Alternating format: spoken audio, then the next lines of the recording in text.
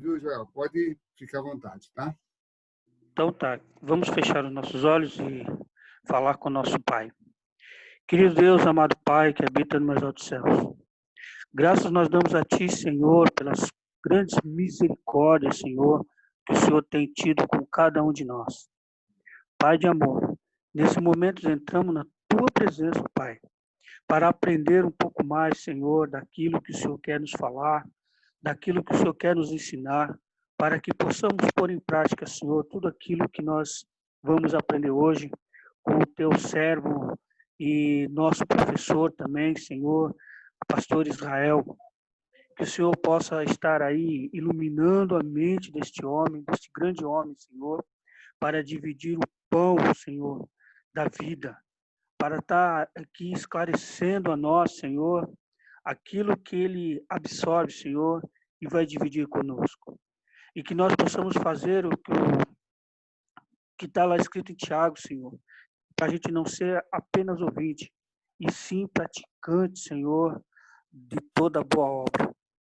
Pai de amor, esteja conosco, seja o nosso mentor, seja o nosso professor, ilumina nossa mente para que a gente possa aprender, Senhor, a observar, Senhor, e também, ó Pai, nessa caminhada rumo à mansão celestial, e o que nós aprender aqui, Senhor, colocar em prática, Senhor, para alcançar almas, para levar, Senhor, para que o Teu Santo Espírito nos convença do pecado, Pai, assim como convenceu cada um de nós.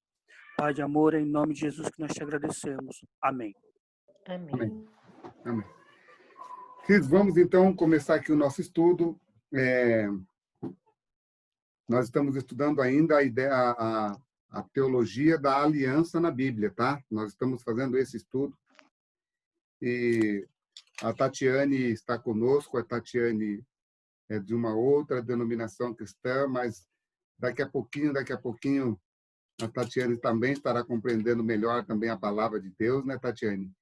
E assim, graças a Deus, tomando decisões importantes a respeito da palavra de Deus. Eu hoje estava lendo um verso hoje que me chamou bastante a atenção e eu gostaria que vocês abrissem a Bíblia de vocês no livro de Provérbios, tá bom? Provérbios, capítulo 14.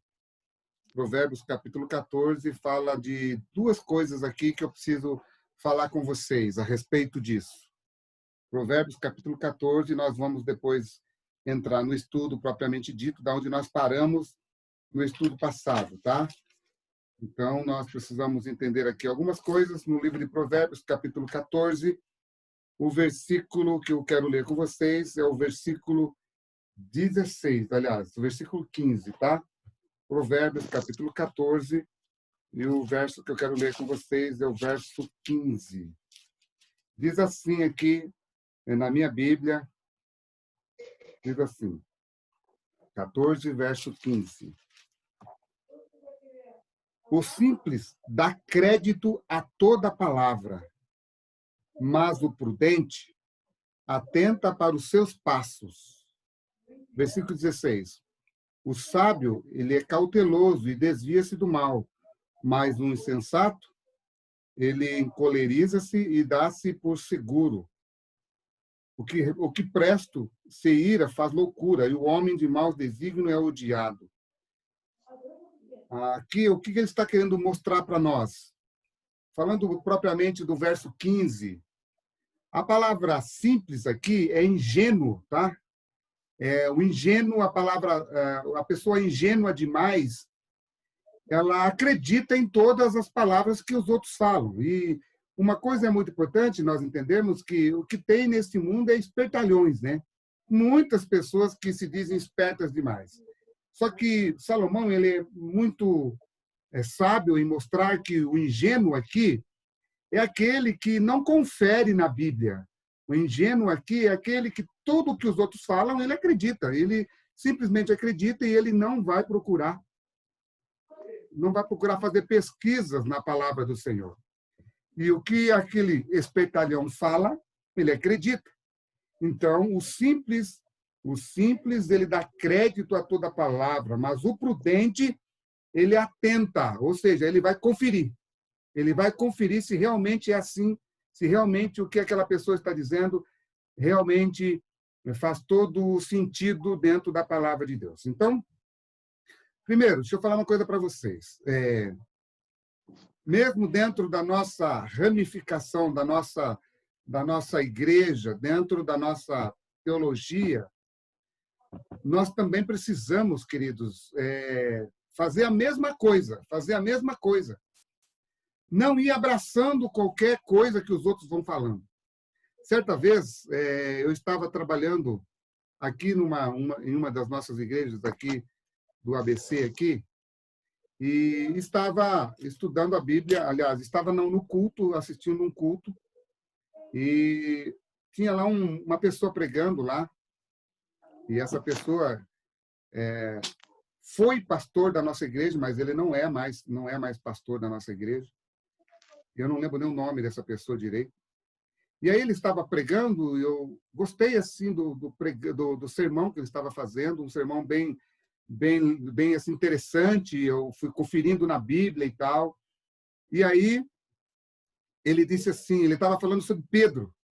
Ele falou que Pedro, um homem tão assim estimado, e ele falou exatamente do verso do capítulo 13 do livro de João, aonde o capítulo 13 do livro de João fala algo aqui muito interessante. Aliás, ele estava falando sobre Pedro cortar a orelha do soldado.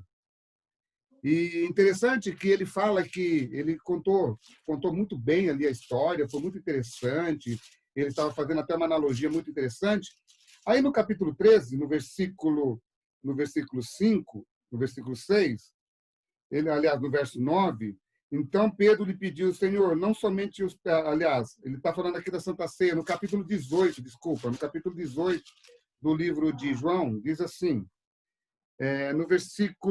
aqui no versículo 10, então Simão Pedro puxou da espada que trazia e feriu o servo do sumo sacerdote, cortando-lhe a orelha direita, e o nome do servo era Malco. Tá? Então, João ele dá até o nome do servo. Só que ele não estava falando desse verso aqui, ele estava falando de um outro verso que está nos evangelhos de Mateus, Marcos ali. Ele estava se referindo a isso.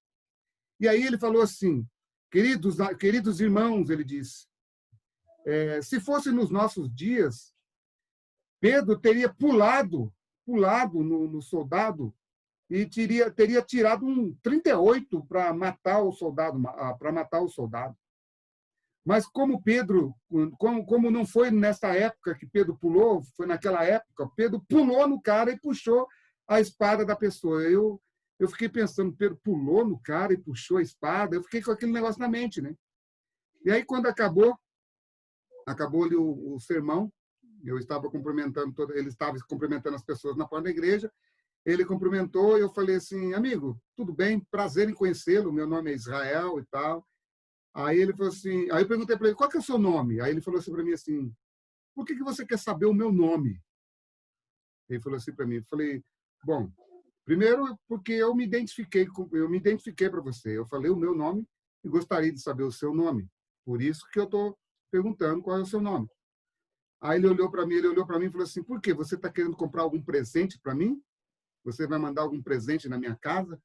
Eu falei, não, eu não vou mandar nenhum presente na sua casa, eu só estou querendo ser cortês com você, porque eu estou me apresentando para você. Agora, é o seguinte, vamos cortar, então, a cortesia aqui. Eu gostei muito do sermão que você pregou, foi muito bom, legal.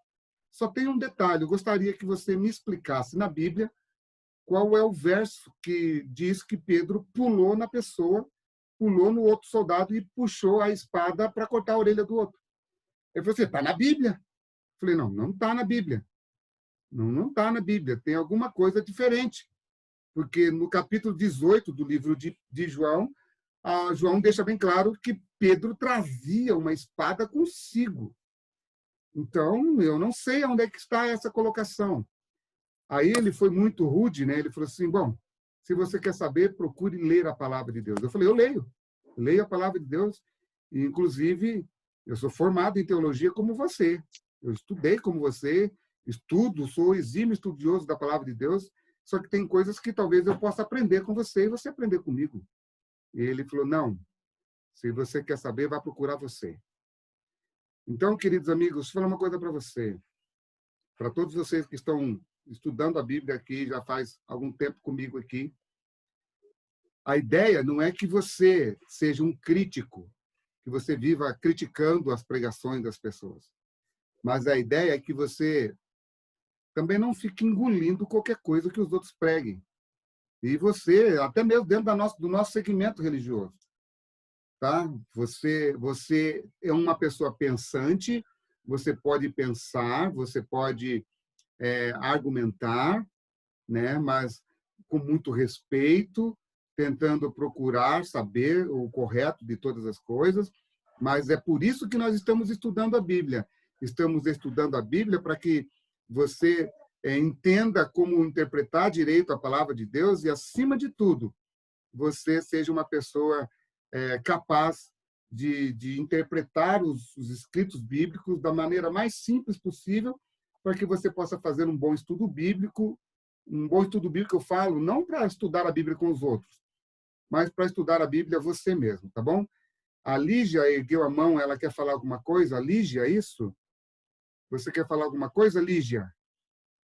Acho que é Lígia o nome dela, né? Ela ergueu a mão ali. Tudo bem, Lígia? Você quer falar alguma coisa? Bom, ela está com o microfone fechado, acho que ela não quer falar nada por enquanto. Então, por isso que nós estudamos a palavra de... Oi? Eu quero oração para meu esposo, para minha filha Betina, meu esposo Dilsomar, minha mãe Rita. Pode deixar. No final aqui do estudo, a gente faz uma oração, tá bom, Lígia? Tá bom, e para minhas cunhadas também, para meus sobrinhos, o sobrinho do meu considero também como sobrinho, né, meu, Ok, que é do meu esposo também. ok. A gente ora assim, tá bom? Então, Tá esse é o bom. objetivo, que você aprenda a estudar a Bíblia e fazer bons estudos, boa análises, fazendo bons análises da palavra de Deus. Quanto mais você faz, quanto mais você vai estudando, mais você vai tendo um conhecimento, não para você buscar assim ser mais que alguém, mas para você entender como Deus fala com você através das Escrituras, tá bom? Isso para você não deixar, para você deixar de ser ingênuo demais e também não ser espertalhão demais. O que mais temos por aí é pessoas espertalhonas demais e pessoas ingênuas demais. Dentro desse contexto de ingenuidade e espertalhões demais, a gente se depara com esse tipo de gente o tempo todo. O tempo todo a gente se depara com esse tipo de pessoas. Então, a gente precisa saber da razão da sua fé, como diz Paulo a Timóteo, tá? Saber da razão da sua fé é saber comprovar dentro das Escrituras que você realmente professa o Deus verdadeiro, tá bom? Então, dentro disso tudo que eu estou falando para vocês, Amém. nós estamos analisando ainda o contexto da aliança, e é muito importante que vocês saibam sobre isso, porque a partir de agora nós vamos entrar dentro do livro lá no Novo Testamento. Nós vamos deixar um pouquinho o Antigo Testamento, mas antes de nós fazermos essa ponte para o Novo Testamento, nós precisamos entender o que aconteceu com o povo de Israel depois que eles voltaram do exílio, tá? Por que eles se tornaram tão legalistas quando eles entraram, quando Jesus nasce ali? Por que eles eram tão legalistas daquele jeito? Por que tudo isso aconteceu com eles? Qual foi o motivo disso tudo, tá? Então, é importante que a gente entenda isso. E qual é a real profecia que está dentro do livro de Isaías? Vai comigo para o livro de Isaías, capítulo 54. Nós vamos ler aqui agora algumas coisas. Vamos entender agora o conhecimento universal de Deus entre todo o povo de Deus. Qual era o objetivo de Deus ao pregar para o objetivo de Deus em falar com todas as pessoas. Será que a aliança era só com o povo de Israel? Tá? Vamos lá, então, no capítulo 54. Nós vamos ter aqui a profecia de Deus falando aqui, mostrando que a pregação é para todos, né? Congregarei todos, capítulo 54. Eu quero ler o verso 13, que diz assim: todos os teus filhos serão ensinados do Senhor, e será grande a paz de teus filhos. Capítulo 56 agora, capítulo 56, aqui no versículo 6. Aos estrangeiros que se chegarem ao Senhor para o servirem e para amarem o nome do Senhor, sendo deste modo servos seus, sim, todos os que guardam o sábado, não profanando e abraçam a minha aliança. Também os levarei ao meu santo monte e os alegrarei na minha casa de oração. Os seus holocaustos, os seus sacrifícios serão aceitos no meu altar, porque a minha casa será chamada casa de oração para todos os povos. Assim diz o Senhor Deus, que congrega os dispersos de Israel. Ainda congregarei outros aos que já se acham reunidos. Qual era sempre o objetivo de Deus? O objetivo de Deus nunca foi salvar só os judeus. Nunca foi estar só sendo Deus dos judeus. O objetivo de Deus sempre foi salvar todos. Qual era a grande missão do povo judaico? A grande missão do povo judaico era atrair as pessoas para que elas pudessem aprender sobre o Deus de Israel. Então, Deus conquista todas as nações ao redor de Jerusalém, conquista todas as nações que existiam na época, e o maior objetivo dessa conquista era mostrar para eles que só existe um Deus, e não dois. Então, cada nação que lutava, cada nação, os assírios, os filisteus, todas essas nações tinham um Deus deles. Cada um tinha um Deus, era Deus para todo mundo. E quando Israel começa a conquistar essas nações, Israel está mostrando para essas outras nações que só existe um, que só existe o Deus de Israel, não existe outro, só existe o Deus de Israel. Por isso que Davi, ele luta as guerras santas de Deus. E ao vencer essas guerras santas de Deus por intermédio do Deus Todo-Poderoso, Deus estava dando um recado para todas as outras nações. Se curvem diante de mim, se curvem diante de mim, porque eu não quero que vocês sejam eliminados, eu quero que vocês sejam salvos e não eliminados. O maior objetivo de Deus não era eliminar as nações. O maior objetivo de Deus era que essas nações se curvassem diante dele. Mas quando o povo de Israel chegava para batalhar contra essas nações, ao invés deles se curvarem diante de Deus, eles se armavam para lutar contra Deus. Então, observe uma coisa muito importante. Anota o que eu vou dizer para você, você que gosta de dar estudo bíblico. Quando você chega para dar um estudo bíblico para uma pessoa, você está indo para mostrar a ela o Deus verdadeiro, o Deus que você serve. Só que esse Deus, ele não é visto apenas dentro da Bíblia. Esse Deus, ele é visto na sua vida. Na sua vida, principalmente, porque se você não tiver uma Bíblia na mão, você é a Bíblia de Deus, você é uma Bíblia ambulante, o seu testemunho é que deve falar, é a sua vida que deve mostrar que você realmente serve um Deus verdadeiro. Então, quando você vai pregar o evangelho para essa pessoa vai se curvar diante do que Deus fez primeiro na sua vida. Entendeu? Se ela não vê que você, ou eu, ou qualquer um de nós, ainda nós não nos curvamos diante desse Deus que a gente está pregando sobre ele, como é que a gente quer que alguém se converta? Como é que a gente quer que alguém se entregue a esse Deus Todo-Poderoso? Então, o primeiro fruto, por isso que Jesus vai falar, Jesus sempre falou, eu sou a videira verdadeira. E Israel, queridos, o povo de Israel era chamado como a verdadeira a videira. Jesus fala, nunca foi eles a verdadeira videira sempre fui eu que fui a verdadeira videira. Israel apenas fazia parte de um enxerto que Deus colocou na videira verdadeira, que era Jesus Cristo. Então, a videira verdadeira nunca foi Israel. A verdadeira videira sempre foi Cristo. Desde o Antigo Testamento até no Novo Testamento, a verdadeira videira sempre foi Cristo Jesus. Sempre foi Ele. Vai aí comigo para Isaías, capítulo 11, versículo 10. Volta só um pouquinho, por favor. Isaías, capítulo 11, verso 10.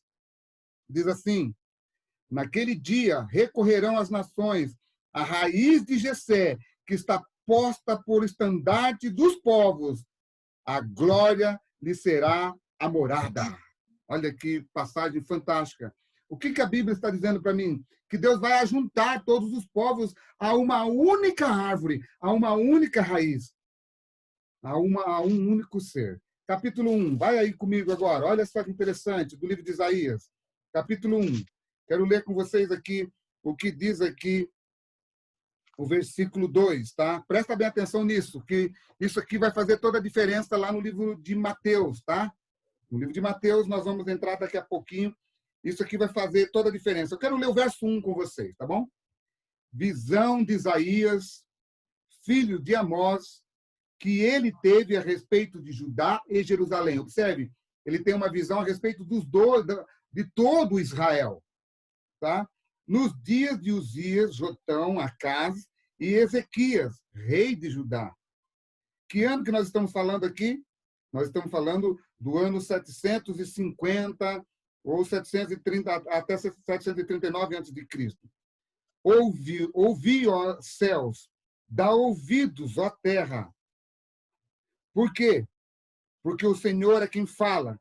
Criei filhos e os engrandeci, mas eles estão revoltados contra mim. Parar um pouquinho aqui. Olha bem para cá. Presta bem atenção. Toda vez que aparece a palavra testamento na Bíblia, Antigo Testamento, a palavra testamento, ela vem da palavra, de uma palavra que ela tem a raiz de alguém ser testemunha de algo, testemunha de alguém. E essa palavra, queridos, ela é uma palavra que ela denota, ela dá um sentido, um certo sentido, de que alguém precisava testemunhar algo sobre outra pessoa, sobre alguém, sobre alguma coisa, tá? Sobre alguma coisa. Então, o que a palavra testamento significa no latim? No latim, a palavra testamento significa aliança, tá? E para mim ter testemunhas, para testemunhar a respeito do que alguém falou, quem é que ele usa aqui? Presta bem atenção nisso, tá? Quem é que ele usa como testemunha contra o povo de Deus? Alguém pode abrir o microfone e falar? O que é que ele usa como testemunha contra o povo de Deus? Vocês sabem? Seria a própria palavra? Seria Oi? a própria palavra? Seria a própria Não, palavra? olha o texto, Joel. Olha bem para o texto, verso 2. Ouvi, ó céus. Dá ouvidos, ó terra. Os céus, então, seria, né? Exatamente. Exatamente. O que ele está falando? O céu e a terra. O que ele está dizendo? O que é o céu e a terra? Quem é que transita nessa terra e você não vê? Satanás. Os anjos bons e os anjos Maus. Ruins. Os anjos bons e os anjos Ruins. maus. Tanto o céu, os anjos do céu, quanto os anjos, tanto os anjos do céu quanto os anjos da terra, que são os inimigos de Deus, eles servem de testemunhas contra o povo de Deus, contra aqueles que não aceitam a Deus. Então, presta bem atenção. Para que haja um testamento, tem que haver testemunha. A palavra testamento vem de testemunha. Então, Deus usa essas coisas para ser testemunha. Observe o que ele diz lá no livro de Deuteronômio, capítulo 30, verso 19. Os céus e a terra tomo hoje como testemunha contra ti, que te proponho a bênção e a maldição, a vida e a morte.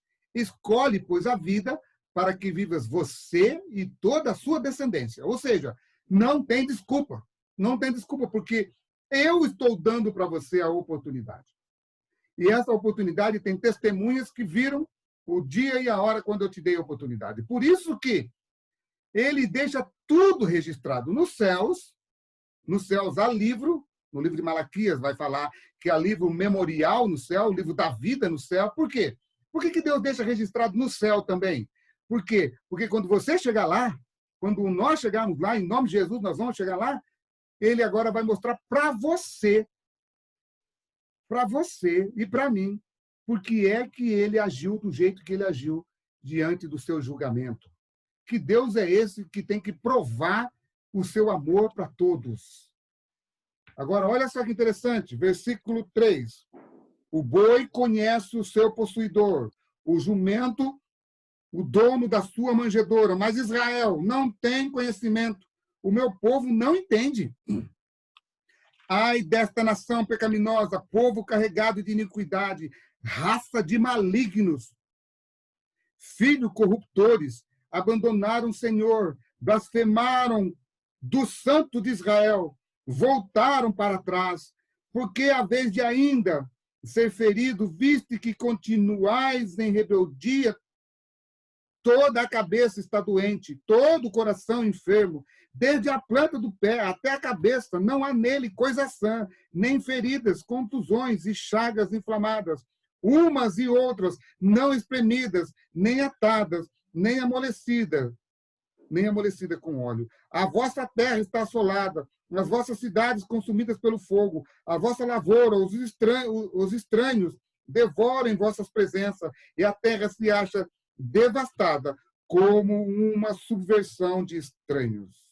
Misericórdia! Que situação mais terrível! Mas há solução para esse povo? Claro que há solução. A solução está aqui no versículo 16, olha só. Lavai-vos, purificai-vos, tirai a maldade de vossos atos de diante dos meus olhos. Pare de fazer o mal, aprendei a fazer o bem, atendei à justiça, e repreendei o opressor, defendei o direito do órfão, planteai a causa das viúvas. Vinde, pois, e aí conversaremos, arrazoemos, diz o Senhor, ainda que os vossos pecados sejam como a escarlata, eles se tornarão brancos como a neve, ainda que sejam vermelhos como o carmesim, se tornarão como a lã. Se quiserdes e me ouvides, comereis o melhor desta terra, mas se recusardes e fordes rebeldes, sereis devorados à espada, porque a boca do Senhor o diz. Misericórdia. Olha a situação que estava esse povo. Mas Deus desiste deles? Não. Deus não desiste deles. Eu estou mostrando isso para vocês porque esta era a situação do povo de Israel antes do exílio, antes do primeiro. Qual foi o primeiro exílio deles? Foi no ano 722, quando os assírios levou a tribo do norte. Quem eram as tribos do norte? As 10 tribos de Israel, fora Judá e Benjamim, as 10 tribos de Israel foram levadas no cativeiro no ano 722 a.C. No ano 605 é que vai as outras 2 tribos de Judá, que era Judá e Benjamim, vão ser levados cativos para a Babilônia. Então, essa era a situação que estava aqui a tribo de Israel, as 10 tribos do norte. Olha como é que eles estavam. E aí, quando você vai para o livro de Ezequiel, você vai ver a situação que estavam as outras 2 tribos antes do ano 605, quando Jeremias vai profetizar a respeito deles. Então, Deus está falando, olha, apesar de quem vocês são, apesar de toda essa situação, eu ainda não desisti de vocês. Sabe por que eu não desisti de vocês? Porque a minha aliança ainda está procurando o remanescente no meio do meu povo. A aliança de Deus, ela sempre procura o verdadeiro remanescente no meio do povo de Deus. Ainda que o povo de Israel seja muito, o que vai se salvar será o remanescente. Entenderam agora? Ainda que tenha muitos nessa igreja, ainda que haja muitas pessoas, quem vai se salvar? É o remanescente. O remanescente é resto. É como se fosse assim, você pega uma panela, cozinha um arroz nele e queima esse arroz. Fica lá no fundo, um arroz queimado lá no fundo. Você só cata aquele bom lá de cima. O que fica lá embaixo? O resto. O resto é o remanescente do arroz bom. Isso não significa que aquele arroz que ficou embaixo não dá para comer. Se você está com fome, o que você faz? Você não come ele? É muito interessante isso. O que a Bíblia está querendo dizer para mim, para você? Que o remanescente é aquele que sai das grandes tribulações, dos grandes perigos que a igreja passou desde o livro de Gênesis, desde Adão até a volta de Jesus. É das grandes tribulações que sempre apareceram o remanescente. E quem é esse remanescente? Uma das características desse remanescente está no livro de Ezequiel, no capítulo 9, no verso 4. Olha que interessante, no livro de Ezequiel, capítulo 9, a partir do versículo 1, diz assim: Então ouvi que gritavam em alta voz, dizendo, chegai-vos, vós executores da cidade. Aqui agora é um juiz, o que vai estar acontecendo antes do povo ir, ou aliás, antes do povo antes das duas tribos de Israel, de Judá, desculpa, Benjamim e Judá, serem destruídos para sempre aqui.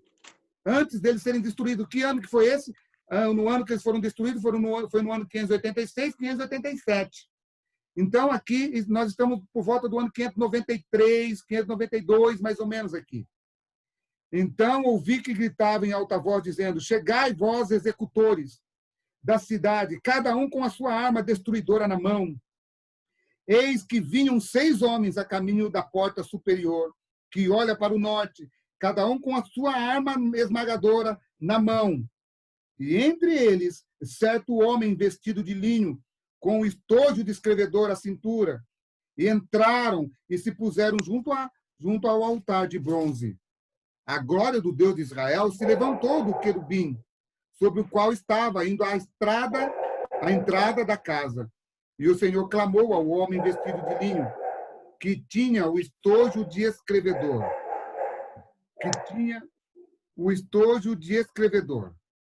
Aí ele diz assim, olha só que interessante. Ele tinha um estojo de escrevedor, aonde? Na cintura. E aí diz assim, ele disse, passa pelo meio da cidade, pelo meio de Jerusalém, e marca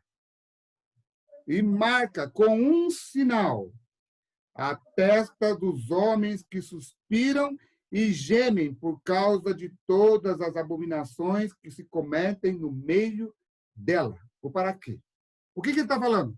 Essas pessoas estão vendo coisas erradas acontecerem no meio do povo de Deus, mas elas não se misturaram com as coisas erradas. Por que elas não se misturaram com as coisas erradas? Lembra do primeiro verso que eu li com vocês no livro de Provérbios, capítulo 14, verso 15, sobre os ingênuos que atendem qualquer palavra dos outros? Então, eles não são ingênuos, não. Estão no meio do povo de Deus, e estando no meio do povo de Deus, eles não aceitaram se profanar junto com eles. Então, queridos, vou falar uma coisa para vocês.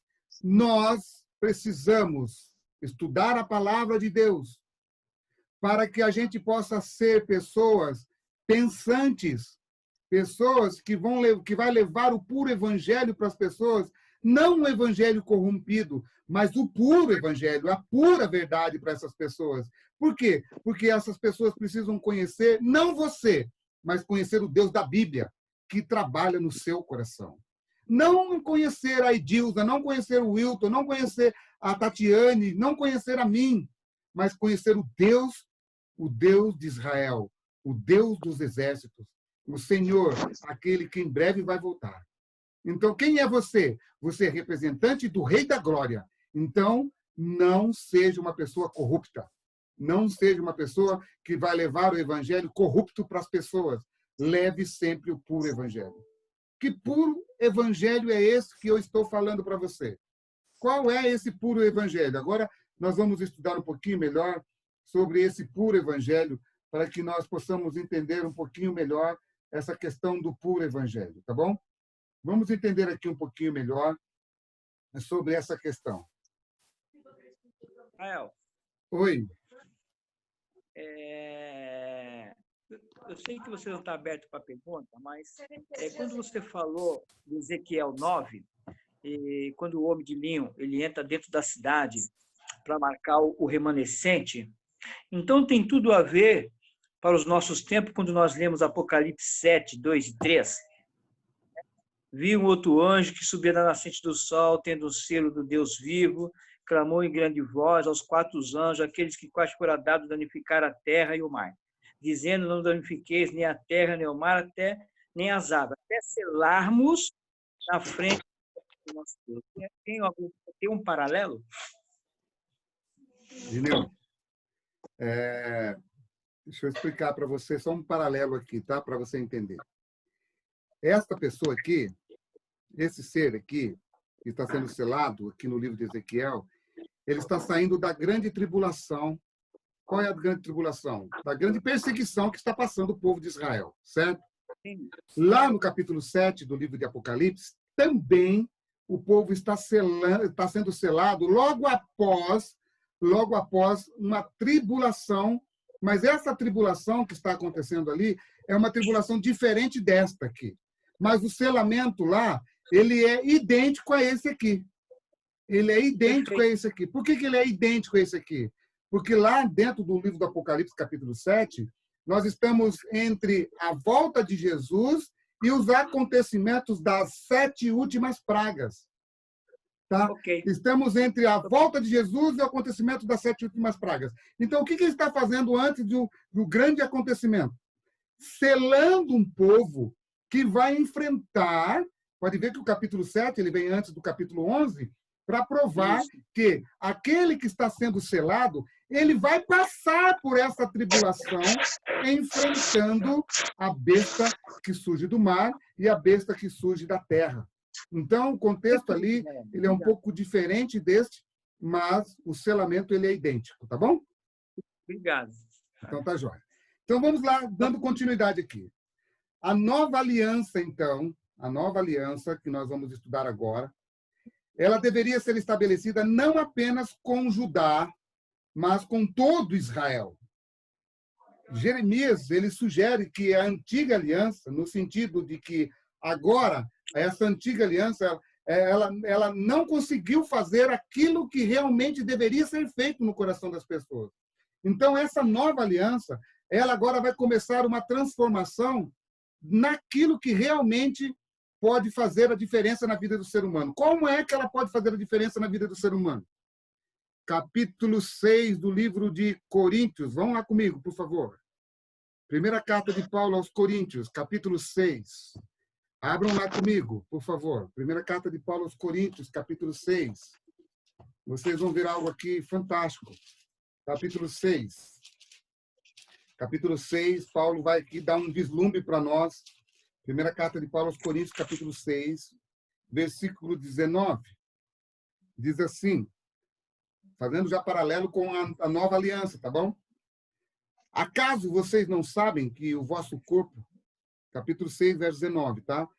Acaso vocês não sabem que o vosso corpo ele é santuário do Espírito Santo que está em você, o qual tendes da parte de Deus e que não sois de vós mesmos, porque você foi comprado por preço. Agora, pois, glorificai a Deus no vosso corpo. Ou seja, o que ele está dizendo aqui para mim e para você? Que agora, a nova aliança, para que as pessoas possam guardar essa nova aliança, ela teria uma ajuda de um outro ser para que ela possa guardar essa ajuda. Eles tinham essa ajuda no passado? Tinham. A mesma coisa, eles tinham essa ajuda de um ser trabalhando no coração deles. Tanto é que quando eu li para vocês, o salmista pedindo para Deus, Senhor, cria em mim um novo coração. Transforma em mim, faz de mim uma pessoa nova. Qual era o desejo deles? O desejo deles era sempre que Deus transformasse o coração deles. Mas aqueles que não permitiram que Deus transformasse o seu coração, o que aconteceu com eles? Aconteceu que simplesmente eles abandonaram as fileiras da verdade e passaram a ser idólatras. Idólatras de uma maneira tão suja, que eles acabaram profanando a aliança de Deus. Então, queridos amigos, dentro desse estudo que nós estamos fazendo aqui, é primordial que você saiba que tanto Ezequiel quanto Jeremias, eles entendiam que só um poder sobrenatural poderia fazer com que Deus pudesse salvar a raça humana. Só um poder sobrenatural. Por isso que o capítulo 17, o verso 9 do livro de Jeremias diz assim, capítulo 17, verso 9, enganoso é o coração mais do que todas as coisas, e estupidamente corrupto. Quem poderá conhecê-lo? O que ele está dizendo? Não tem cura para o coração do ser humano, não. Não tem jeito. Só Deus. Aí no verso 10 ele responde, só Deus é capaz de fazer essa obra. Só Deus é capaz de fazer essa obra. Mas como que ele vai fazer essa obra? Aí que é importante nós entendermos como ele vai fazer. Por isso que lá no livro de Isaías, volta comigo para o livro de Isaías, por favor. Isaías, ele vai mostrar como. Aqui é fantástico isso aqui, gente. Isso aqui é maravilhoso, tá? Capítulo 53. Capítulo 53, ele vai dar para mim, para você, a ideia de como ele poderia fazer isso. Quem creu em nossa pregação, versículo 53, tá?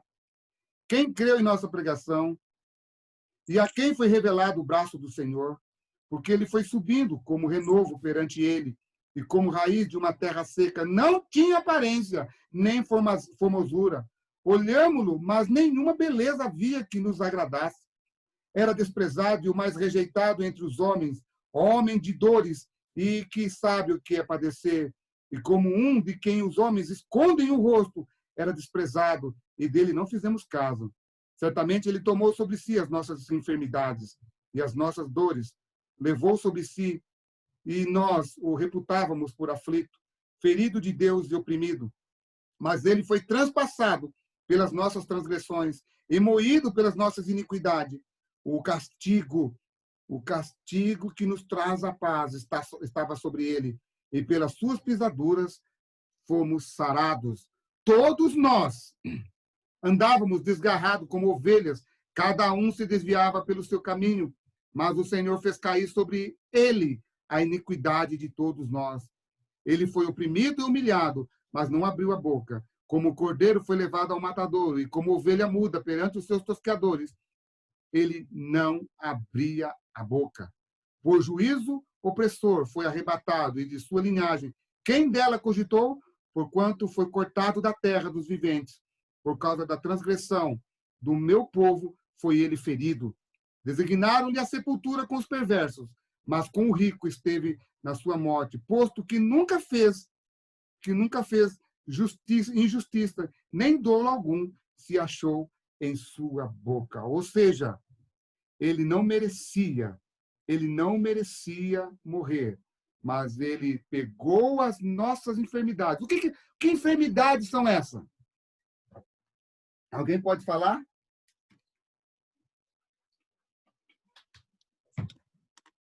Que enfermidades são essas, queridos?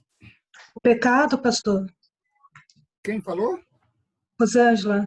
Oi, Rosângela, tudo bem? Os nossos pecados. Os nossos pecados? Todos confirmam que é os nossos pecados? Isso. Sim? Os nossos pecados.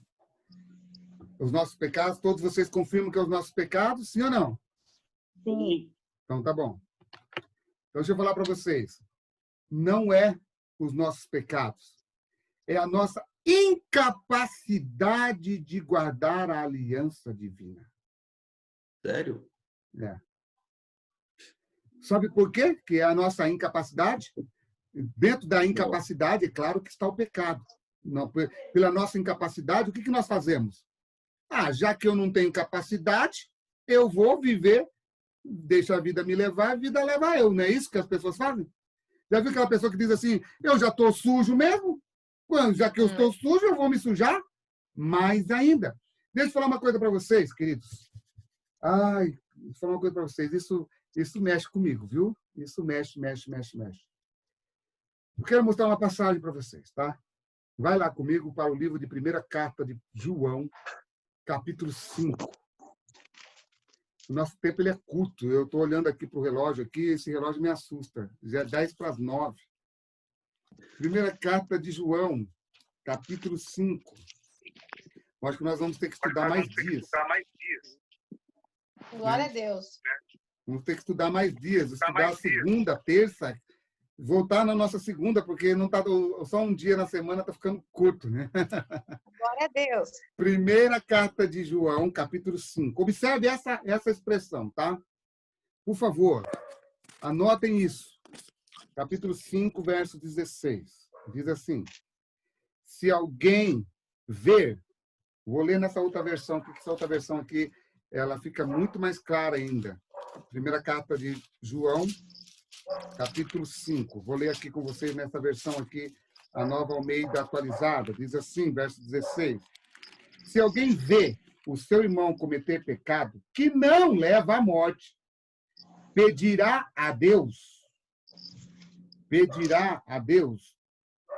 e Deus dará vida a este irmão.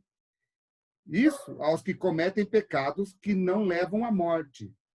há pecado que leva à morte. E por esse digo que não, por esse não digo que se deva pedir. Toda injustiça é pecado, e há pecado que não leva à morte. Nossa, 2 versos bem miraculosos, né? Bem assim, cheio de enigmas. Olha bem o que ele diz, queridos. Ele diz que há pecado que leva para a morte. Por isso ele diz, não ore. Que pecado é esse que leva para a morte que ele está falando para você não orar por ele? Contra o Espírito É o Santo. que despreza o Espírito Santo. É pecado contra o Espírito Santo. É pecado contra o Espírito Santo? Sim, também. Deixa eu explicar para vocês. Olha, presta bem atenção. Qual é o pecado que leva a pessoa para a morte? Lá no livro de... Ó, escuta bem, gente. Anota essa passagem também. Lá no livro de Atos, capítulo 17, versículo 31, a Bíblia diz assim, que Deus não levou em conta o tempo da ignorância. Antes, ele convida a todos ao arrependimento. Então, presta bem atenção no que eu vou dizer para você. O pecado que leva à morte é o pecado que não é um pecado de ignorância. A pessoa sabe o que ela deve fazer, mas ela decidiu não praticar. Esse pecado, então, faz o quê? Faz essa pessoa caminhar ou dar passos largos para a perdição. Pecado que vai levar ela para a morte. Então, entenda o que eu vou dizer para você. Você deve orar por essa pessoa? Deve. Mas não deve ficar insistindo muito. Já viu aquela pessoa? Então, presta bem atenção que eu vou falar para você. Você que gosta de dar estudo bíblico. Você está estudando a Bíblia com a pessoa, está estudando a Bíblia com aquela pessoa. E aí aquela pessoa não está nem aí para aquilo que você está falando para ela. Não está nem aí. Você está falando, ela já entendeu na Bíblia, aí ela fala para você, bom, eu não acho que é bem assim.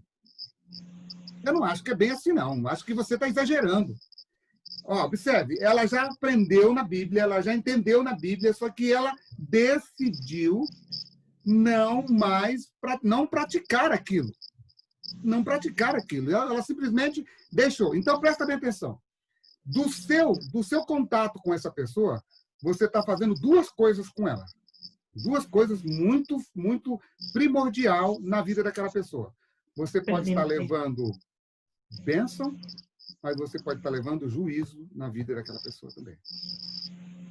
Quando que o juízo se concretiza na vida daquela pessoa? O juízo se concretiza quando ela morre no pecado dela. Tá? Quando aquela pessoa morre no pecado, sabendo que ela vivia uma vida de pecado, meus amigos, ela está perdida mesmo. Ela está perdida. Lógico que nós não podemos julgar assim, abertamente, porque nós só vamos saber disso lá quando os livros do céu forem abertos, mas uma questão muito clara é, se eu vivo na prática do pecado, o que a Bíblia diz para mim e para você? Filho, por que você está orando por essa pessoa que é rebelde contra mim? Por que você está orando por essa pessoa que sabe o que deveria estar fazendo? Mas, Senhor, eu não quero desistir dela. Tá bom, filho, tá bom, você pode não desistir dela, mas, por favor, vá procurar outros que querem. Já ouviu aquele ditado? Tem gente que fica estudando a Bíblia com uma pessoa 1 ano. Dá uma série de estudo bíblico, dá 2 séries de estudo bíblico, e dá a 3ª série de estudo bíblico para essa pessoa, e essa pessoa não decide. Você já fez apelo, você já mostrou um monte de coisa, Amigo, sabe o que Jesus diz? Sacode a poeira do pé e vai-se embora. Porque no reino dos céus, um entra e outro não entra. Mas isso um vai aceitar e outro não vai aceitar. Então, quando nós observamos aqui, ele dizendo assim, filho querido, se você ver alguém cometer um pecado assim, por favor, meu filho, toma cuidado, filho. Agora, há um pecado aqui que não é para a morte. Que tipo de pecado que é esse que não é para a morte? cometido por ignorância.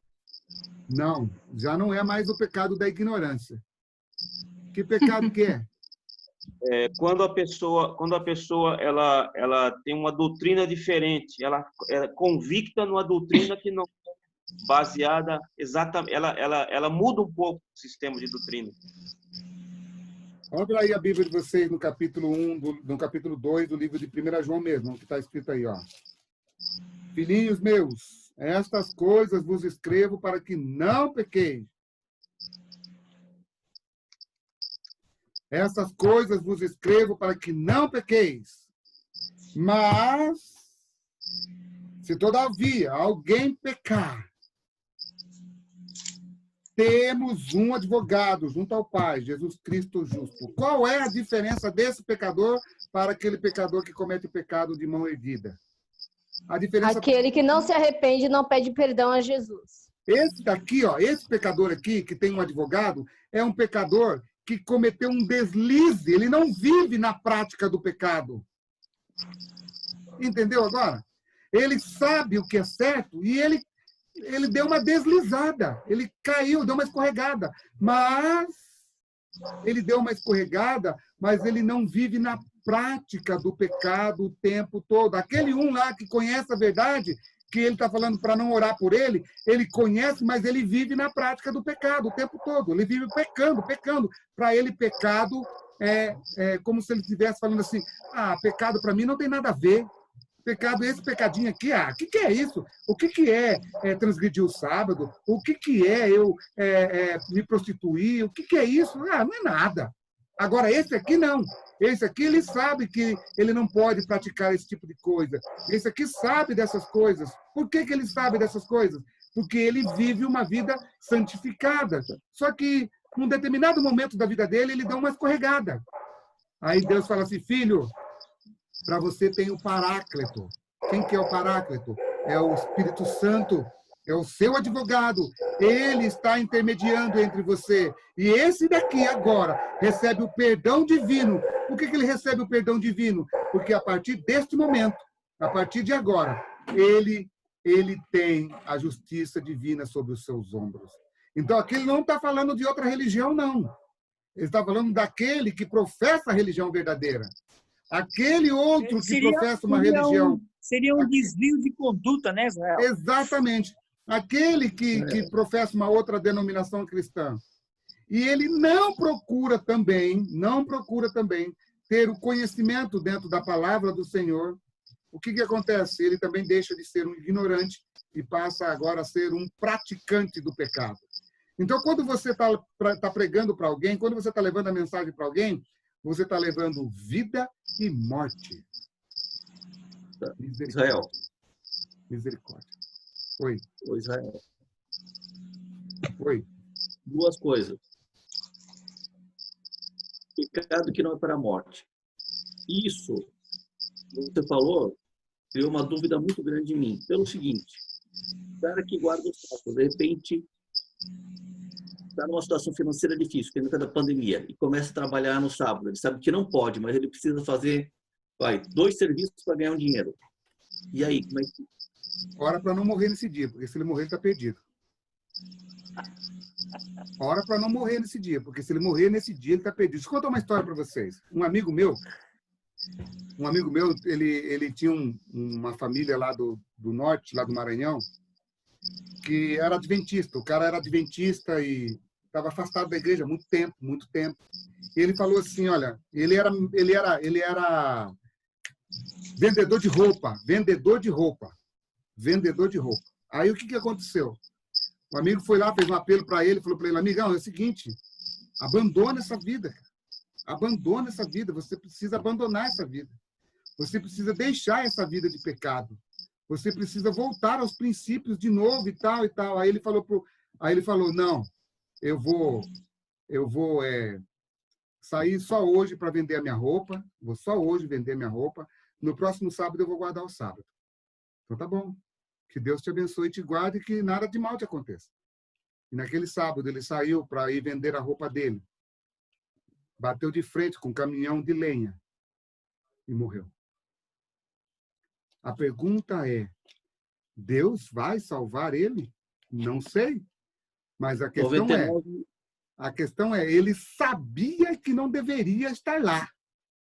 Porque antes dele ir, Deus fez o último apelo para ele, usando o amigo dele, para fazer o último apelo para ele. Agora, Deixa eu explicar uma coisa para você, Wilson, né? Dentro da sua pergunta, para você entender agora, tá bom?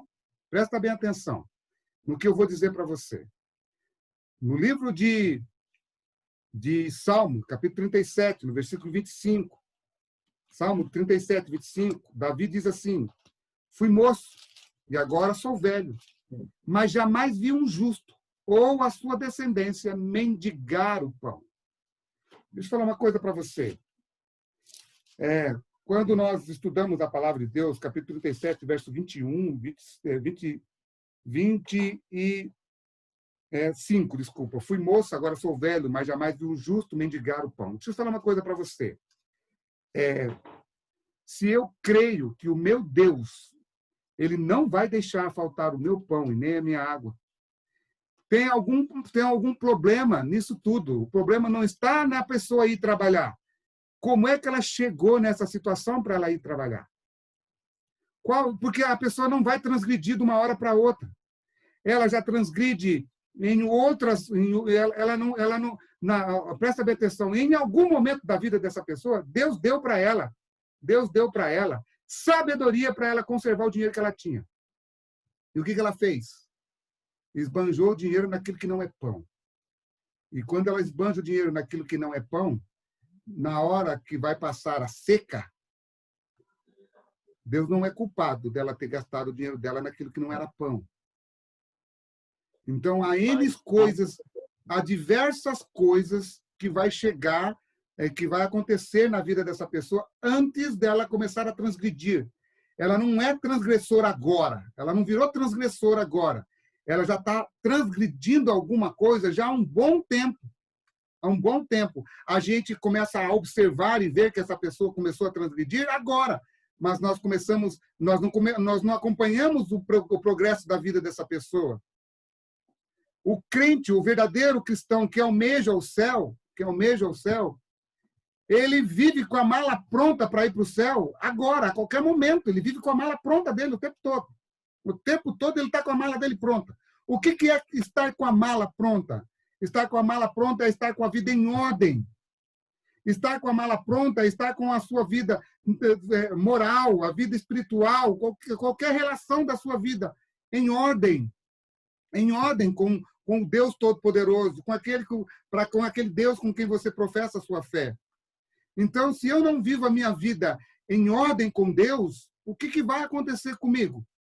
Vai acontecer que, ao eu transgredir, se alguma coisa acontece no ato da transgressão, se Deus não foi, observe, se Deus não foi misericordioso com as pessoas no passado que transgrediram as suas leis, será que agora com a gente é diferente? Porque nós estamos vivendo, como diz muitos crentes por aí, agora nós estamos vivendo no tempo da graça.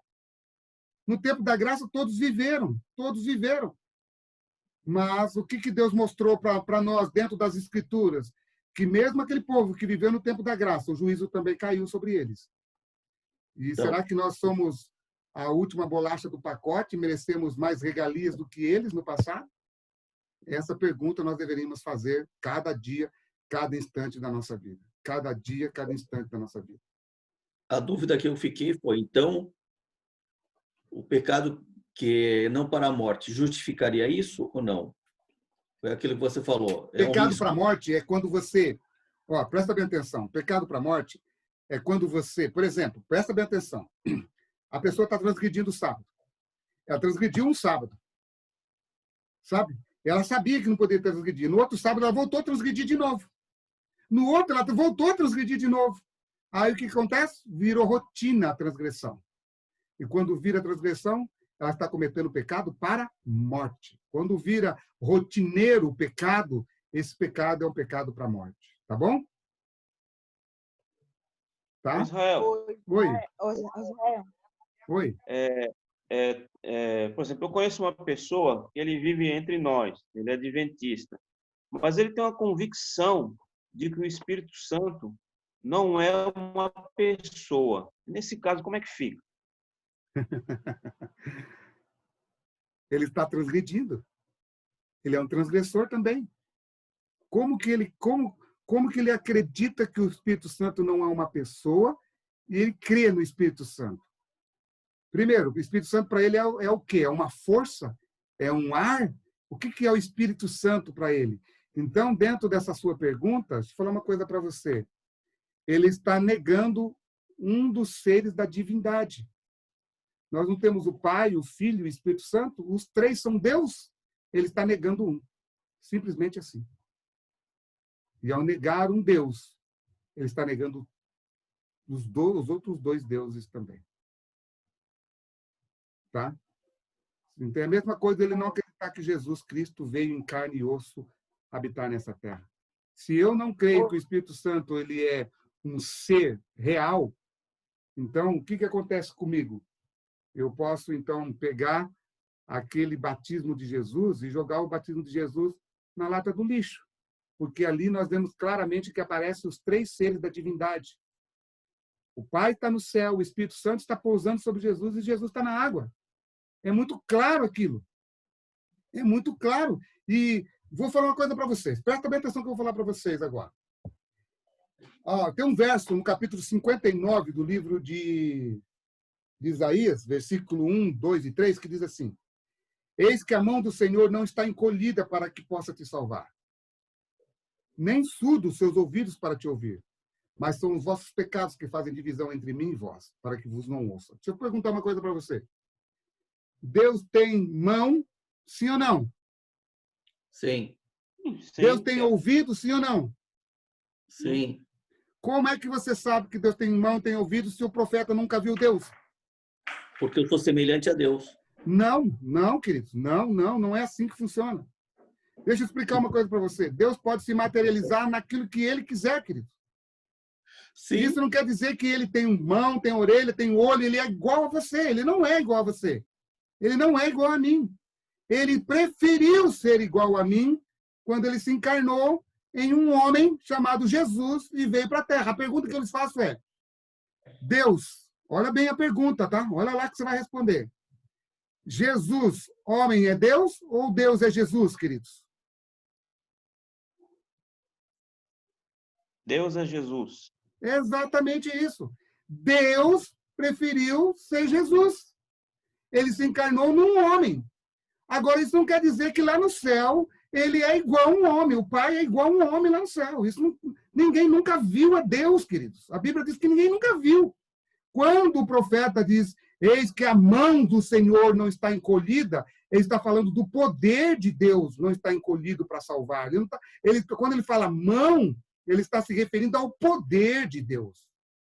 Tá? Então, ele não está dizendo que Deus tem mão. Ele está dizendo que Deus tem poder para salvar. Deus tem ouvido para ouvir o seu clamor. Ele sabe do seu clamor, porque ele é um Deus presente. Isso não quer dizer que ele é igual a você, não. Isso não quer dizer que ele é igual a mim, não. Nunca traga Deus para o seu mundo. Nunca traga Deus para a sua realidade, porque ele não é igual à nossa realidade. Tá? Jesus, Ellen White comenta que Jesus preferiu ser igual a nós. Ele preferiu, ela diz, ser igual a nós na eternidade, para a eternidade. Então, foi uma escolha de Jesus ter as marcas nas mãos, foi uma escolha de Jesus ter as marcas nos pés. Por que foi uma escolha? Porque ele quer se identificar conosco quando nós subimos ao céu. Mas isso não quer dizer que ele é igual a você, não. Não quer dizer que ele tem cabelo igual a você, não. Tá bom? Então, cuidado com essas fenomenologias, tá bom? Isso é um fenômeno, mas não quer dizer que é isso, tá bom? Tá? Toma muito cuidado com esse tipo de expressão. Porque se a Bíblia diz que ninguém nunca viu a Deus, como é que você sabe o que o profeta está falando? Se a Bíblia diz claramente, ninguém nunca viu a Deus. Ninguém nem sabe como Deus é. A gente só sabe como Deus é porque Jesus veio a este mundo. É só Jesus que revelou a divindade na Terra. Só Jesus. Israel. Oi. Israel. Oi. Tanto é que quando Deus tomou a decisão de se revelar a Moisés, ele se revelou numa forma de fogo ali para falar com ele, né? Exatamente. Ele falou para Moisés, ô queridinho, é o seguinte, quando eu estiver passando, eu vou colocar você no meio da rocha, porque se você me ver, você morre, Moisés. Eu não quero matar você agora. Outra coisa, Israel. Ele coloca Moisés no meio da rocha, né?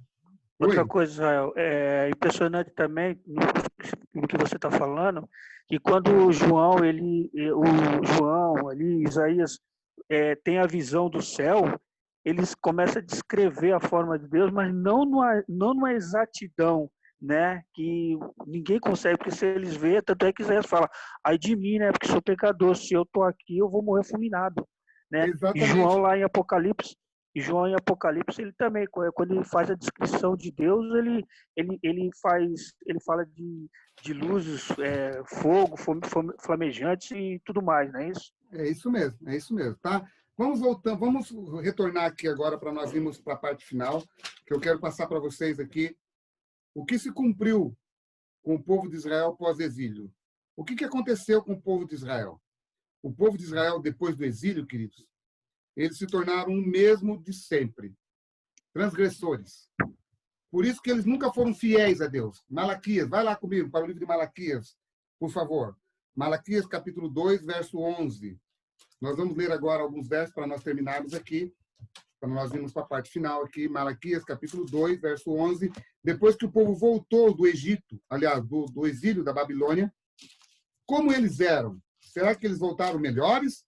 Capítulo 2, verso 11, diz assim: Judá tem sido desleal, e a abominação se tem cometido em Israel e em Jerusalém, porque Judá profanou o santuário do Senhor, o qual ele ama, e se casou com a adoradora de deuses estranhos.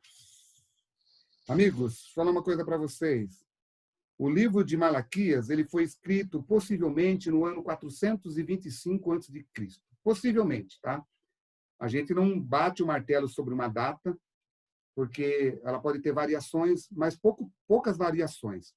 Malaquias escreveu o seu livro. Malaquias é o último profeta. E como último profeta, o que ele está dizendo? Qual é a situação do povo? Eles foram para o exílio, voltaram do exílio, e como é que eles estavam? Estava bem a situação deles? Ainda continuavam sendo desleal. Então, lembra aquela frase que eu falei para vocês? O que Jesus tomou sobre si? Qual foi mesmo a resposta que eu dei para vocês? Lembra? A nossa incapacidade de A nossa seguir a Deus. incapacidade de ser fiel. Tá? Jesus tomou a nossa incapacidade de ser fiel e ele foi capaz de ser fiel, e ao ser capaz de ser fiel, ele pega a sua capacidade, aquilo que ele fez, e ele imputa, ele coloca sobre os pecadores. Amém, Tatiane? Amém? Amém. Deus coloca sobre ele, Deus coloca sobre nós aquilo que Adão não foi capaz de fazer, Jesus foi capaz de fazer. E ao Jesus ser capaz de fazer, ele pega aquilo que ele fez e ele imputa, e ele coloca sobre nós. Por isso que no capítulo 3, versos 6 e 7, olha aí na sua Bíblia, capítulo 3, versos 6 e 7, do livro de Malaquias ainda. Perdão, meu microfone estava desligado, pastor. Ah, sim, exatamente isso mesmo, viu, Edilza? Ele mostra que com ele a gente é capaz. Capítulo 3, versos 6 e 7, diz assim: porque eu, o Senhor, não mudo. Por isso, vós, filhos de Jacó, não sois consumidos. Desde os dias de vossos pais, vocês desviaram dos caminhos, dos meus estatutos, e não guardastes. Tornai-vos para mim, e eu me tornarei para vós outros, diz o Senhor dos Exércitos. Mas vocês dizem, em que havemos de nos tornar? Ou seja, observe, é um povo obcecado em continuar sendo rebelde contra um Deus obcecado em buscar, um Deus obcecado em amar, um Deus obcecado em restaurar, um Deus obcecado em fazer você ser uma pessoa melhor. Observe, é um povo rebelde contra um amor incomparável. Misericórdia. É um Deus que não desiste. Eu não mudo, eu não vou desistir. Por que eu não vou desistir? Porque eu estou buscando no meio de vocês o meu remanescente. No meio de vocês ainda terá o meu remanescente. Como prova desse grande amor que ele tem por nós, ele diz, eu não mudo. Sabe por que eu não mudo? Porque eu amo você. Eu não vou desistir de você. Eu não mudo porque eu amo você. Então, queridos, como prova disso que ele não muda, ele vai dizer algo fantástico agora. Dá uma olhadinha no capítulo 4 aí. Presta atenção no versículo 5. Ele diz assim. Vamos ler o verso 6. O verso 4, desculpa. Ele diz exatamente assim, eu quero ir já para a parte final. Diz assim. Lembrai-vos da lei de Moisés, meu servo, a qual lhe prescrevi em Horebe, para todo Israel, a saber, estatutos e juízos. Eis que eu vos enviarei o profeta Elias, antes que venha o grande e terrível dia do Senhor. Ele converterá qual lugar da pessoa? O coração dos pais aos filhos, e o coração dos filhos a seus pais, para que eu não venha e fira a terra com maldição. Amigos, antes que venha o terrível grande dia do Senhor, quem é que ele vai enviar? O profeta Elias. Bom, vamos entender o que Elias fez. O primeiro Elias. Quem foi o primeiro Elias? Vai lá comigo para Reis. Vai lá, por favor. Presta atenção no que Elias fez em 1 Reis, capítulo 18. Agora que vai ficar fantástico isso aqui, o estudo de hoje, tá? Vai fechar com chave de ouro, tá? Presta bem atenção. 1 Reis, capítulo 18, versículo 36 e 37. Não fecha Malaquias, que nós vamos voltar para Malaquias.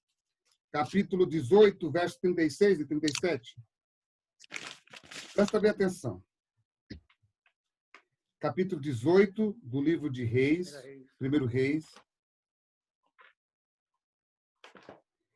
Antes dele começar aqui a fazer aqui a obra de restauração, a obra de enfrentamento contra os profetas de Baal, antes de eu ler o verso 36, o verso 37, presta atenção no que ele faz aqui. Capítulo 18, verso 20 diz assim, então enviou Acabe mensageiro, verso 20 estou lendo, tá?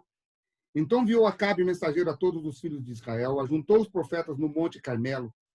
Então Elias se chegou a todo o povo e disse, até quando cocheareis em dois pensamentos? Se o Senhor é Deus, segui-o. Se é Baal, segue Baal. Porém, o povo não lhe respondeu. A pergunta que eu lhes faço é, por que ele faz essa pergunta para o rei Acabe? Dentro do contexto de aliança que nós estamos estudando. Uma chance para ele se definir a quem ele vai seguir. Ó, é isso mesmo, tá? Mas dentro disso, entenda isso aqui, tá? Nunca esqueça disso. A palavra diz assim, se o Senhor é o Deus, ou se o Senhor é Deus, ele está dizendo assim, olha, se você é escravo do Deus de Israel, para de ficar em cima do muro.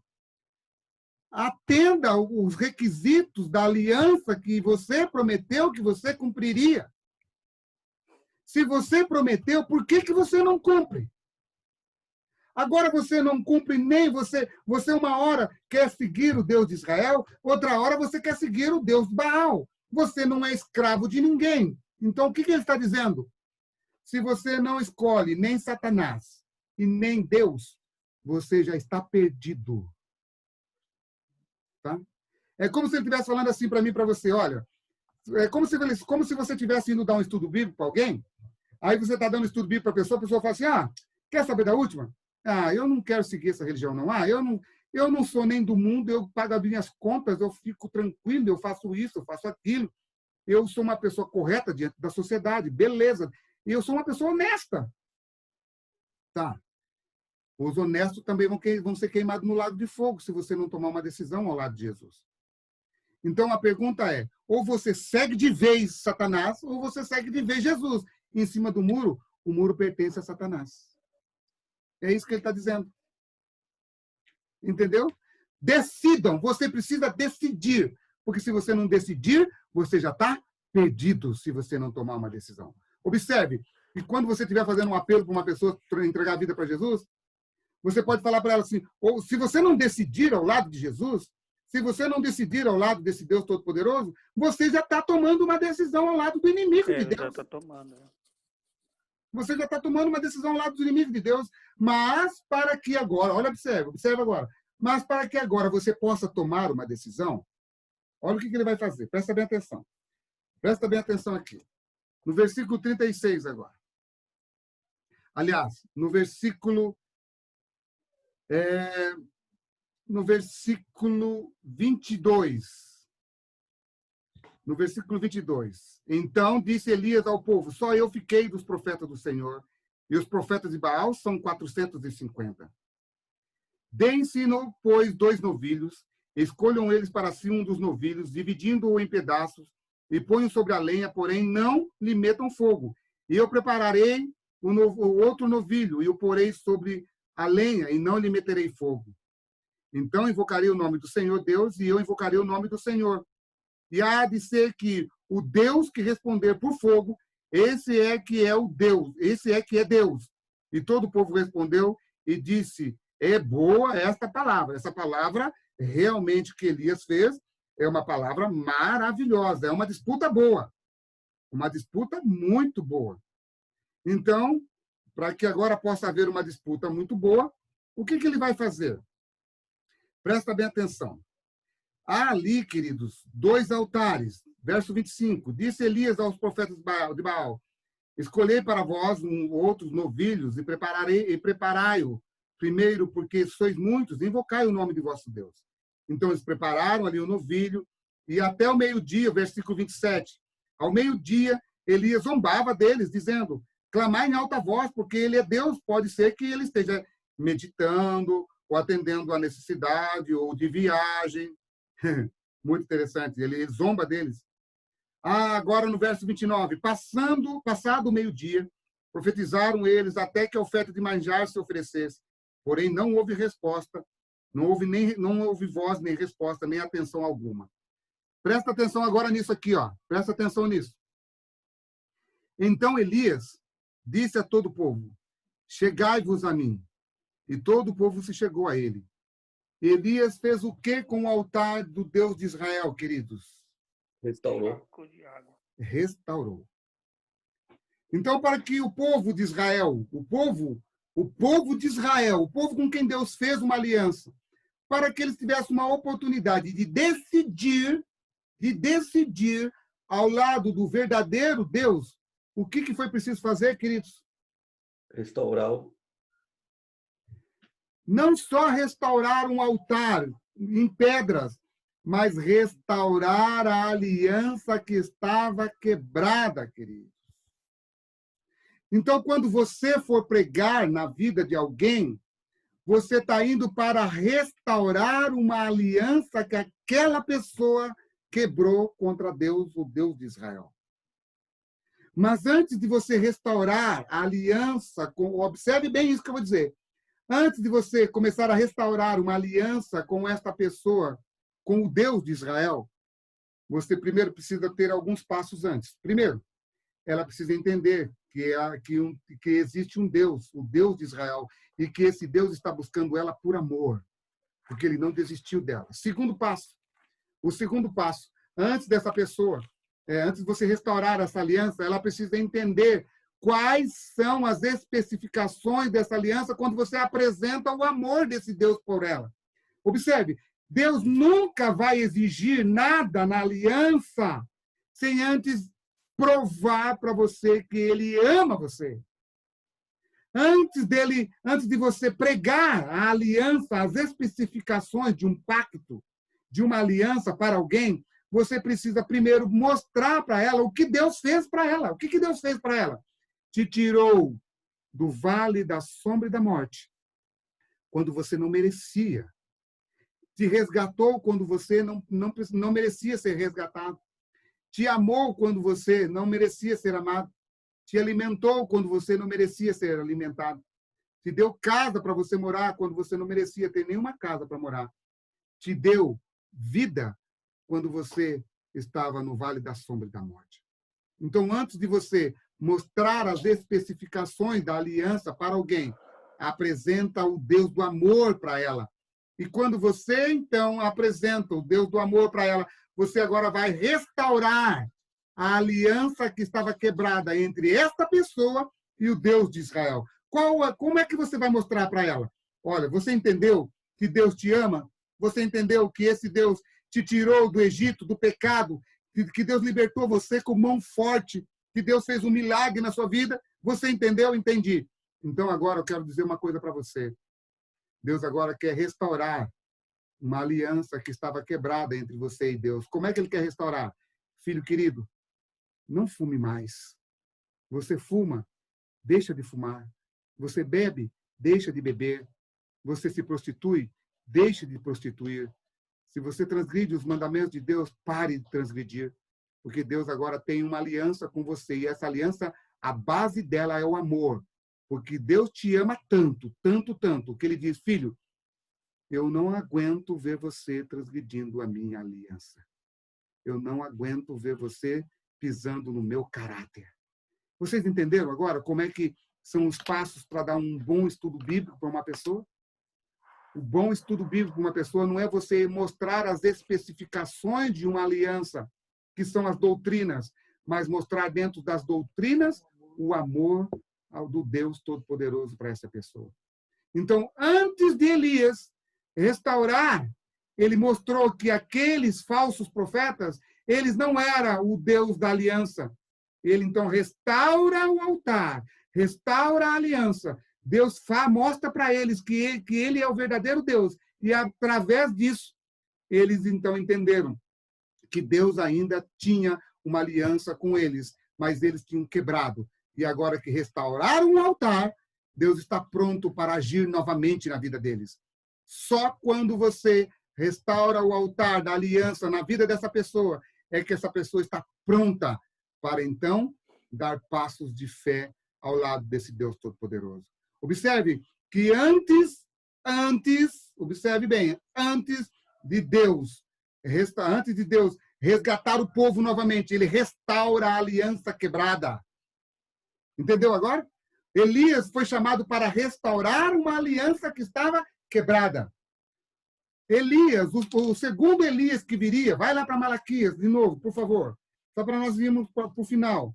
Malaquias, capítulo 3, olha aí, Malaquias 3, diz assim, Malaquias, capítulo 3, eis que eu envio o meu mensageiro que preparará o caminho diante de mim. De repente virá ao seu templo o Senhor, a quem vós buscais, o anjo da aliança, a quem vocês desejais. E eis que ele vem, diz o Senhor dos Exércitos. Quem é esse que vai preparar o caminho para Jesus? João Batista, queridos. João Batista. E João Batista era chamado como o quê? Como quem lá na Bíblia, no livro de Mateus, queridos? Segundo Elias. Ele era chamado de segundo Elias, que também restauraria o altar para que o Deus da aliança pudesse chegar. O que ele faz, queridos? Isso é fantástico. Eu falo assim, eu fico maravilhado. Capítulo 3. Olha aí o capítulo 3 do livro de Mateus. Agora nós estamos pulando a pinguela, tá? Estamos indo para o Novo Testamento. Capítulo 3. Eu não vou andar muito com vocês, não, tá? Vou parar por aqui. Capítulo 3, versículo 1. Naqueles dias apareceu João Batista, Mateus 3, verso 1. Apareceu João Batista pregando no deserto da Judéia e dizia, arrependei-vos, porque está próximo o reino dos céus. Porque este é o referido por intermédio do profeta Isaías, voz do que clama no deserto, preparai o caminho do Senhor, endireitai as suas veredas. Que veredas são essas que eles tinham que endireitar? A vereda do coração. Teria que ter um povo com um coração preparado para aceitar o Deus da aliança, o Deus da nova aliança. Quem que é o Deus da nova aliança? Jesus Cristo. Aí ele diz assim, como que vocês podem preparar os vossos corações? Versículos 8. Produzi, pois, frutos dignos de arrependimento, e não comeceis a dizer entre vós mesmos, temos por pai Abraão, porque eu vos digo, eu vos afirmo, que destas pedras Deus pode suscitar filhos de Abraão. Já está colocado o machado à raiz das árvores. Toda árvore, pois, que não produz bom fruto, é cortada e é lançada no fogo. Ou vocês agora preparam o coração para que o Deus da nova aliança apareça e reine no seu coração, ou vocês estão fora, ou vocês agora estão desprezados, ou vocês agora vão ser queimados no lago de fogo. Ou seja, observe que no capítulo 3 do livro de Malaquias, no versículo 1 ali, a Bíblia está falando de João Batista, que é o segundo Elias. Agora, a Bíblia fala de um terceiro Elias também, sim ou não? O que vocês acham? Sim. Onde é que está isso?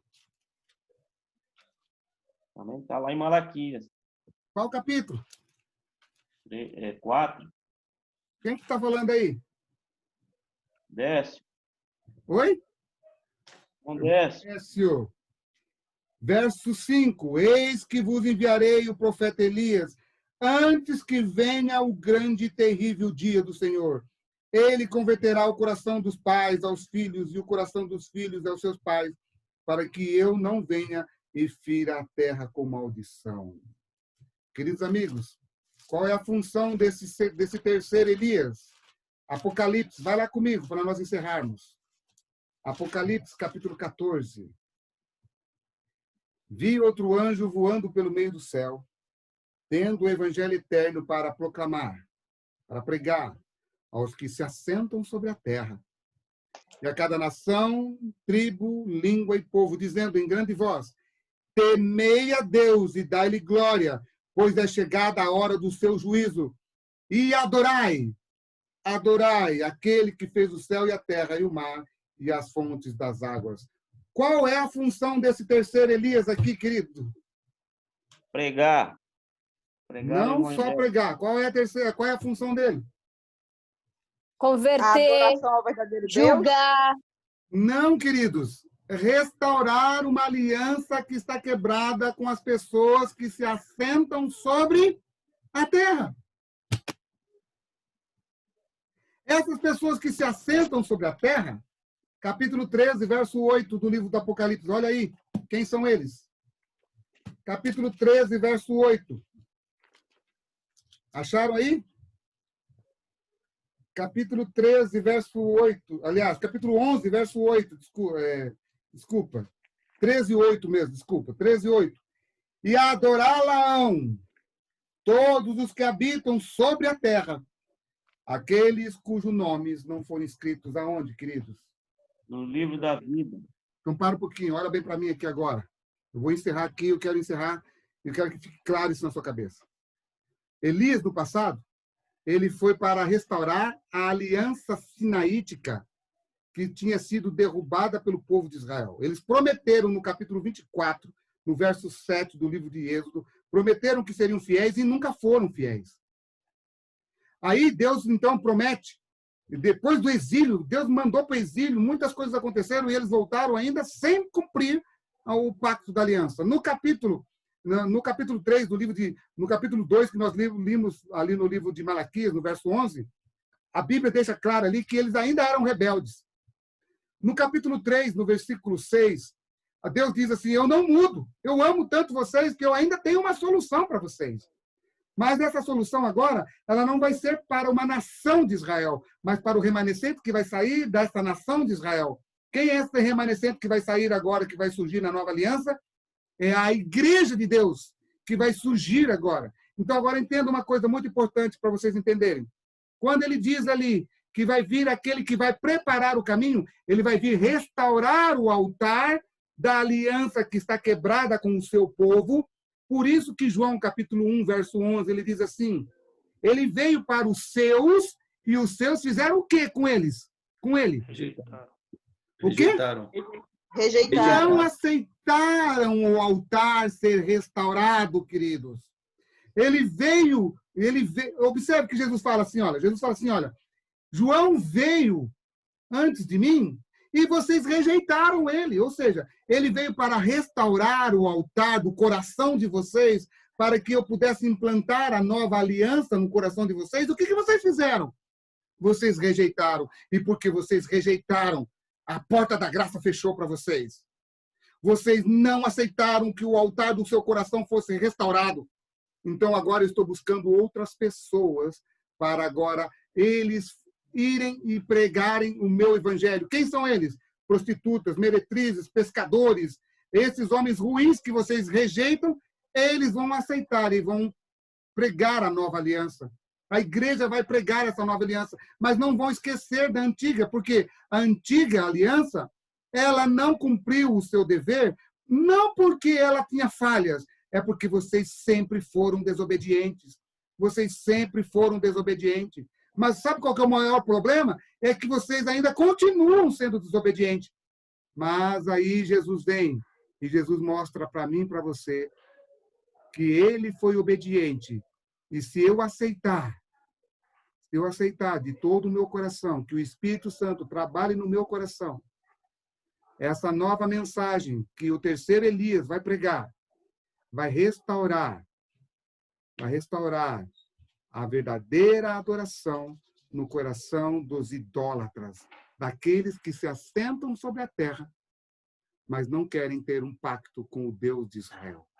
Então, a nossa missão hoje, como povo de Deus na terra, é pregar para restaurar primariamente. Mas se alguém não quer ser restaurado, essa mensagem também é de maldição na vida dessas pessoas. Então, entenda uma coisa. Lá no Antigo Testamento, só para fechar um pouquinho, tá, Joel? Lá no Antigo Testamento, a bênção e a maldição estavam implícito dentro da aliança.